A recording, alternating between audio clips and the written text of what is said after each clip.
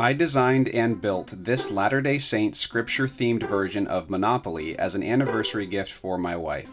She loves competitive games and she loves the scriptures, so this felt like a perfect gift idea.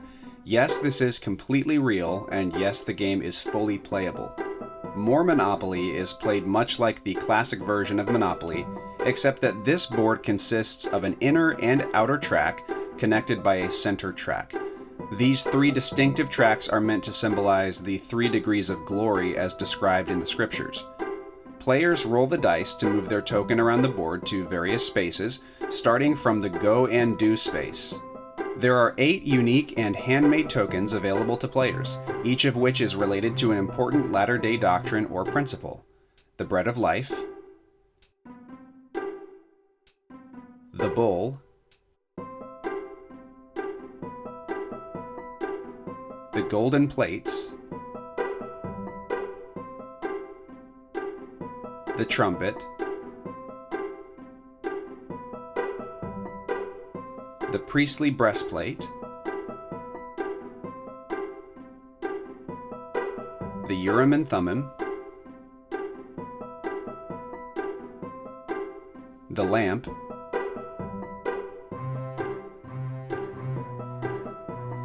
and the Altar.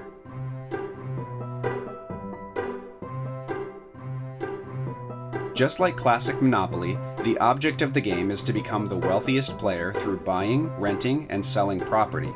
Each property name is related to a place or concept within the standard works of the Church of Jesus Christ of Latter-day Saints, either the Old or New Testaments, the Book of Mormon, the Doctrine and Covenants of the Church, or the Pearl of Great Price.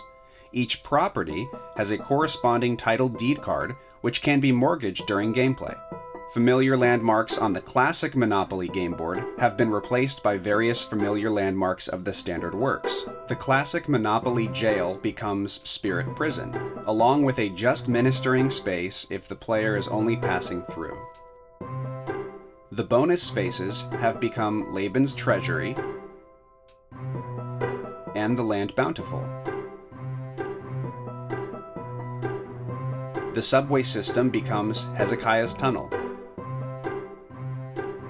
The railroads become various roads mentioned throughout Scripture. The stock exchange has become Friends of Mammon. And the squeeze play has become the Money Changers tables. In addition to properties and special spaces on the board, the chance deck has become Obtain a Chance. The community chest deck has become Alvin's Chest.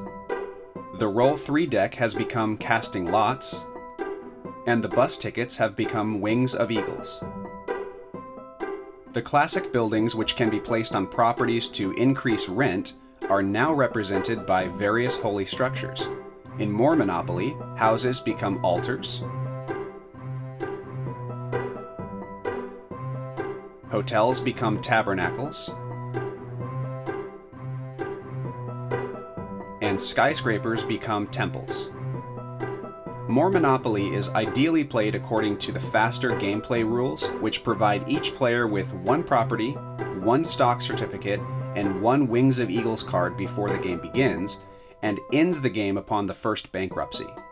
With this model, the game could theoretically be played several times before a player has seen or experienced everything the game has to offer, and of course, the more players there are, the more intense the game. This is currently one of the most intricate and high-quality versions of an LDS scripture-themed board game that exists, at least to view on the internet.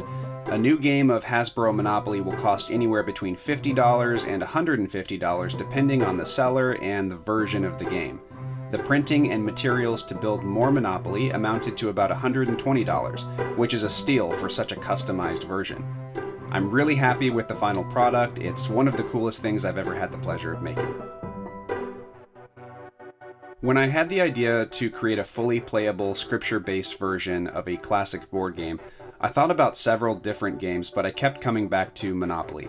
And when I realized the glaringly obvious opportunity for wordplay by turning Monopoly into more Monopoly, I knew I couldn't pass it up. So I began by just searching Mormon Monopoly to see if anyone else had thought of this play on words before, and sure enough, there were several versions available to view and even purchase online. This is a Mormonopoly board game sold on Amazon. I don't know how they get away with selling it due to copyright infringement, but it is available for purchase. And I found a couple of homemade versions on Etsy and Pinterest that people have used for family home evening. Someone made a giant version to cover the floor of a gym, so I assume this was played during a youth or young adult get-together.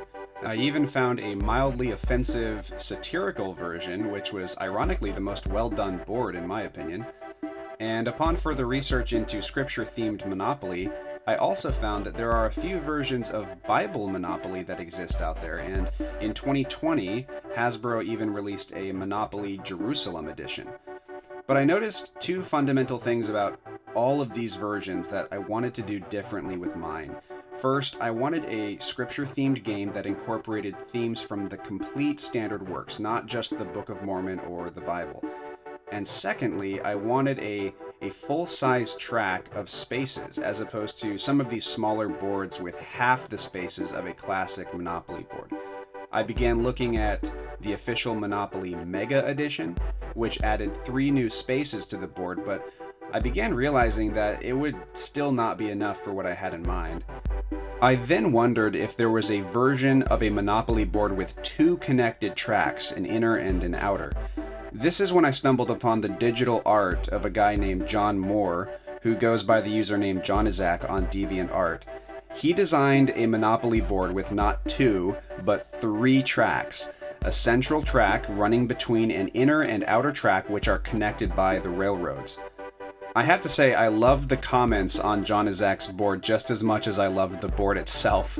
The comments ranged from, "That's kinda extreme," to "What madman would ever try to play this monstrosity," to "I can't wait to get homicidal over this." But regardless of how intimidating the board might seem at a first glance for some, it's entirely playable and exactly what I was looking for. So I downloaded his image and used it as the template for my project. So a huge shout out and thanks to Jonizak for this wonderful board. I began by compiling Jonizak's list of properties organized by color group and track. I then reassigned each property a new name based on places or concepts within the scriptures. I also organized each property to be related to the others of its color group. So, for example, one color group contains differently named mountains in the scriptures, another contains differently named bodies of water in the scriptures, and another contains names of different prisons in the scriptures, and so on. I also tried to group them by diversity. So as an example, the color group containing the different prisons features one prison from the Old Testament, one from the New Testament, one from the Book of Mormon, and one from Doctrine and Covenants. And after I organized the entire layout of the board, I began creating and redesigning my board through a photo editing application. I changed the name of every property on the board and renamed and redesigned every utility, railroad, cab company, and miscellaneous space. I redesigned the designated places for the center cards to provide space for a larger logo in the middle, and I took the classic Monopoly man popping out of the logo and redesigned it to be President Joseph Smith Jr. jumping out of the logo, which is just incredible every time I look at it. I found a great website called Board Games Maker that allows customers to print a custom image onto a game board and no minimum quantity required. They charge about $30 for a single game board, and it gets progressively cheaper if you want to purchase in bulk. And you simply upload the image and they mail you the print within a few weeks. So I went to that website and tried to upload my image, but I discovered that Game Boards Maker requires a minimum resolution of about 7,000 square pixels, which is totally fine, except for the fact that I had already spent 20 hours on my image that was only 3,000 square pixels. So I sized up the image to the requirement, but I was really afraid that it would just warp or blur my image, and I really didn't want to risk dropping $30 on a board that I would just have to throw away and reprint anyway. So I decided to instead test print my original image on a vinyl banner. This website, Uprinting, offered custom 24 square inch prints for about $12, and I decided to go for it. The result was absolutely incredible. The design did lose a few pixels of detail, particularly in the text, but it's only noticeable to me because I created it. I then bought a blank game board from Board Games Maker that I would glue the vinyl banner to. With the final game board in hand, I started working on the title deed cards that correspond with each property on the board. I used John Izek's version of these title deed cards as a reference point for the various property values. In my version, houses become altars, hotels become tabernacles, and skyscrapers become temples. I also manually imported the color from each color group on the board to match their title deed counterparts exactly. I then created the backs of all of the title deed cards, which is for mortgaging in the game, and this includes the railroads and the utilities, which of course become various roads and places of business respectively in my version. I then created the stock certificates for the stock market space on the game board. This is based off of Monopoly Stock Exchange. It's a variant of Monopoly that allows players to invest, trade, and sell stocks on the board. After all the cards were complete, I uploaded them onto Game Boards Maker to send them to print. So this website doesn't just print game boards, they also print custom playing cards, boxes, game pieces, and much more. So for these cards, I selected the custom front and back. And the nice thing is that the price is based on the number of cards, not the number of images. So in my case, I printed nearly 250 unique images, and it was the same price as if I had ordered the same image printed on 125 cards. Next, I began working on the cards that go into the center of the game board. So these are the Obtain a Chance, Alvin's Chest, Wings of Eagles, and Casting Lots. All of those were printed onto colored cardstock and cut into individual cards. I found a nice template of some Monopoly money online, and I edited it to have a couple of new symbols and reflect the right denomination of bill. I then printed them on colored printer paper and cut them all out. The hardest part for this, as well as the cardstock cards, is making the front line up perfectly with the back. Even centered on a Word document, the image doesn't always print evenly from a printer, and I often needed to offset one side by like 1/8 of an inch or so. I needed 3 different kinds of dice for this game, and I found a website called Game Master Dice, or GM Dice. They sell individual dice and have a wide variety.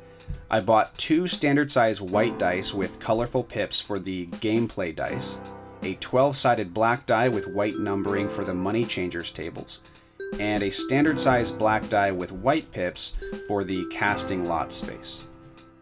Now for custom game tokens and buildings, I got a pound of cheap polymer clay and standard carving tools and got to work on sculpting. I had never worked with clay before, and it was a really interesting experience. This was my first attempt at an altar, which takes the place of houses in the game. As you can see, it's slightly smaller than the size of a quarter. I then moved on to creating the tabernacle, or tent of meeting. It's almost exactly the size of a quarter, and it turned out really nicely. I then realized that the proportions of these 2 buildings are really incompatible, as the altar looks massive next to the tabernacle. So I decided to recycle the altar as a game token, and I sculpted a smaller version of the altar for the building. Next, I moved on to the temple. The thing about polymer clay is that it's really hard to get the edges just right, at least for me, and I would end up squishing one side when I was trying to shape the other.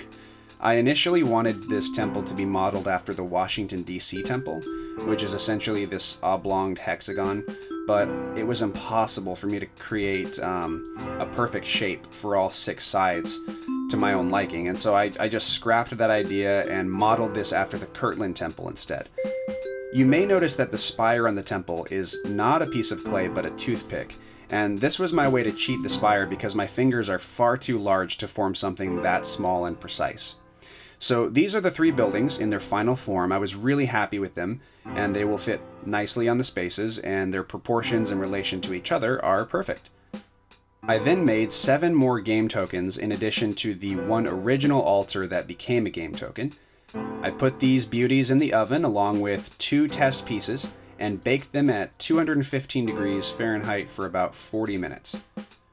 With the pieces now hardened, I could use them to create a silicone mold for epoxy resin casting. I poured liquid silicone over all of the sculptures. The silicone needs about 4 to 8 hours to completely mold in the right shape and harden.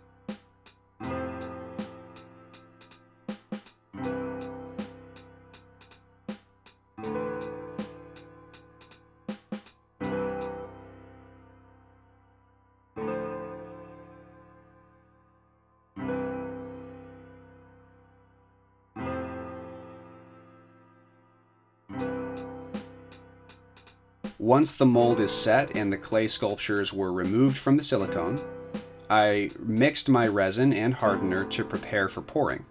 For the temples, I used a gold dye to mix with the resin and hardener.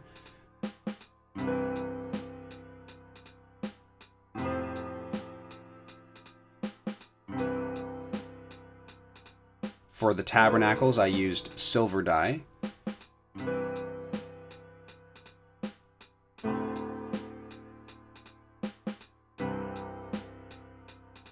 For the altars, I used white dye.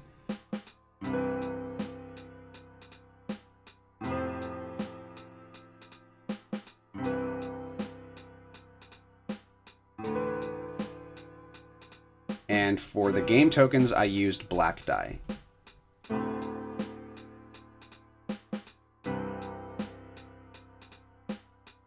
I made one of each token and began casting multiple molds for the altars and tabernacles.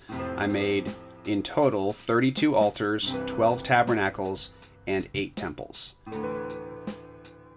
It takes about 12 hours for the resin to be removed safely, and another 24 hours for it to be completely hardened.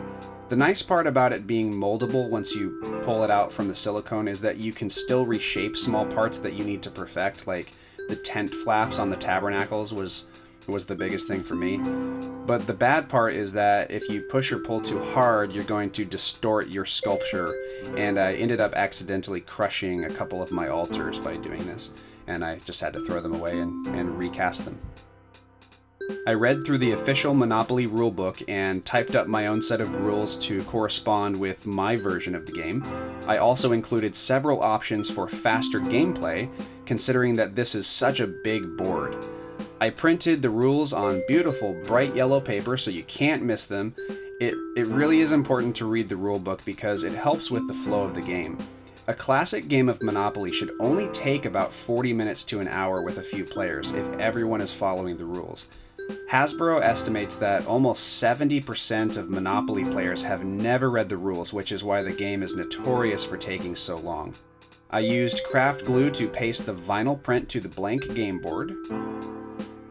And last but not least, I measured the game box and created a cardboard tray to hold all the cards, tokens, and money. I used craft glue and silicone to hold the pieces together. From inception to completion, this project took about 6 weeks.